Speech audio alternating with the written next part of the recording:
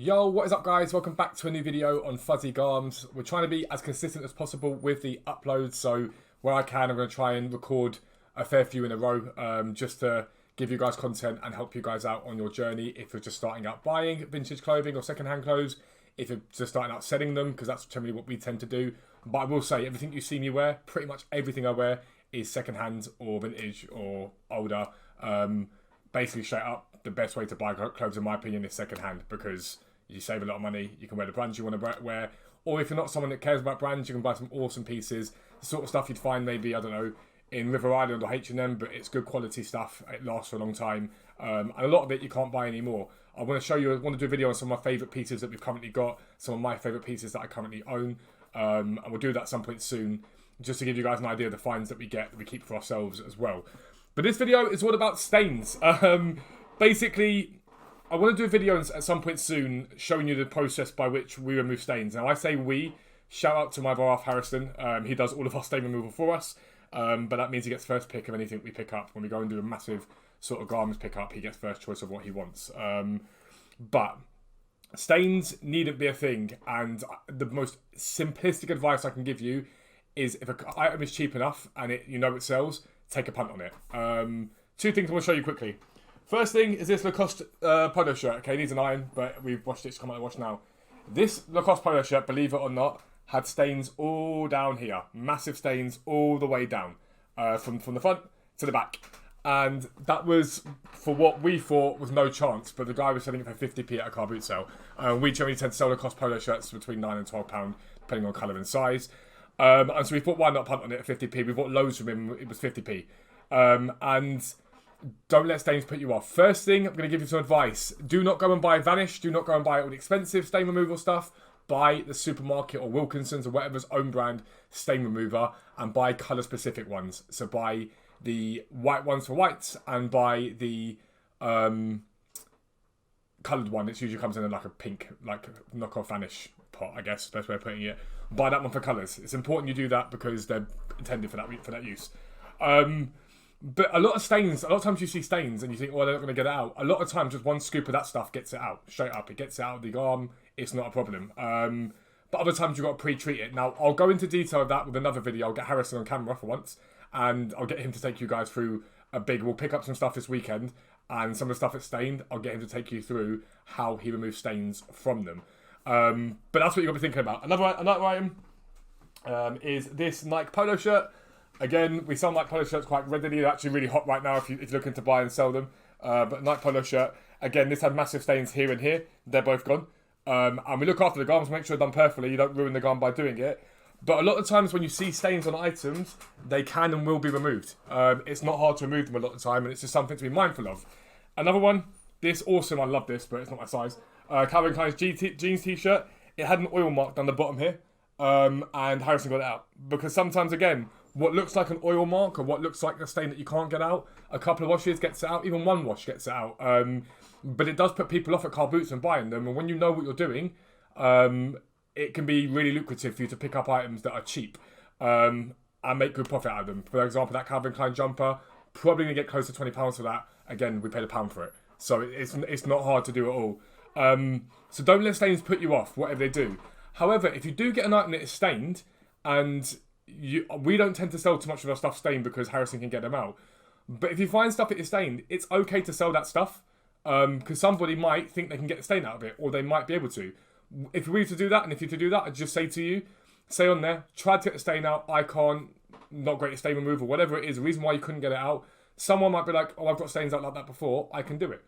And so what we tend to do is when we get stained items, we'll either take them to someone we know that buys them in bulk and they get them out, or try to get them out because they've got more industrial sort of ways of doing it, or we give them away. We say to people, here you go, you can have this because we can't get stain out of it, or it's not economical for us to do so, but don't let it put you off. However, there is another thing to think about when it comes to stains, especially on white clothes. White clothes are a pain in the backside to get stains out of at times, very difficult to get stains out of, and that's why you should repurpose items as much as possible. Now, I'm hoping Yellen's got photos he can show you now of the two items I'm about to show you. So if he does have them, they'll pop up now.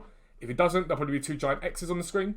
But I want to show you two items that we've very recently changed. I'll say changed. And they were 2 items that I loved. I loved them. I thought they were brilliant pieces. But getting the stains out of them proved nigh on impossible. So we dyed them instead. And obviously we'll list that in the listing instead they've been dyed.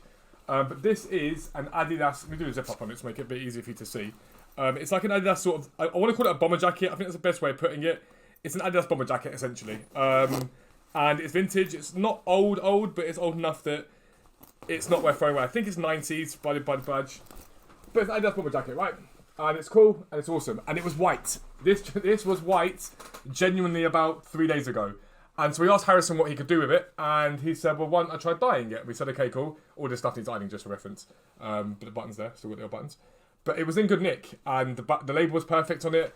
And I said to Harrison, what could you do with it? And he said, well, I'll try dyeing it and we'll see how it goes. So we got the dye out and he dyed it. And I genuinely think it looks better than it did when it was white.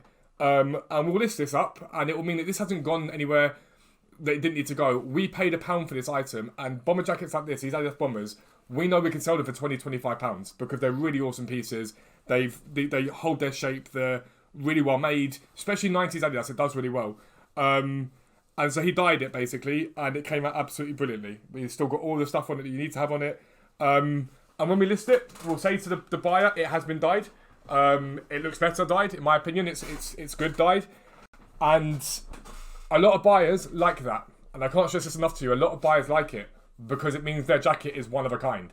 You can buy bombers like that. They're hard to come across bombers exactly like that. They're rare pieces, but you can buy a bomber like that and someone else might have that same bomber. Someone dyeing it for you properly, and meaning that you're going to have an awesome piece that's been dyed to the level it should be dyed to, is going to it does make a lot of people enjoy the garment more. I've got a couple of pieces myself that we've dyed, and I love them because people comment on them and say, I didn't know. Like, I've never seen that before, and I'm like, oh, we dyed it because it might have stains on it, or just because I didn't like the colour it was in, so we changed it up and made it different, and it's awesome. It's a really cool thing to do.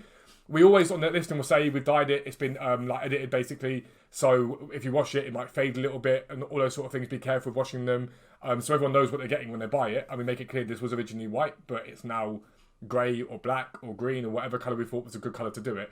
But it's another example of just repurpose items. The whole point of this for me is, number one, I'm not going to lie to you, to make money. It's a business that me and my brothers do, helps pay the bills. But we're passionate. I'm passionate about sort of second-hand clothing. And we have way too much of a mentality, especially in Western society and Western culture, of just throwing away stuff when it's no longer used to us.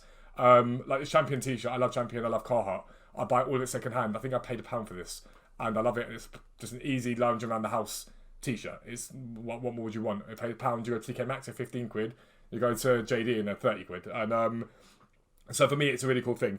But the other one I want to show you, and this is a more simplistic example of it, is this Nike jumper. Now, Nike hoodies always do really well for us, especially spell out Nike hoodies or centre swoosh. And this, again, dyed in the same colour. This was white. This used to be, and it was originally white. Again, it needs an iron, but at the moment we're in the process of photographing stuff. And it was white originally. We dyed it again. And again, we list as being dyed, and the buyers will know that it has been dyed. But we got this for like 50p. We could have thrown that away, and we'd have only lost 50p. Okay? Or we could dye it, spend 50p or whatever it costs for the amount of dye that we used, and we can list it up for 10, 15 pounds possibly, and make profit from it ourselves. And it means that an item doesn't just go to waste. Now, sometimes when we get garments that we really can't get anything out of, we give them to charity, and that's not us trying to get rid of them thinking, oh, sod it, we'll get rid of them.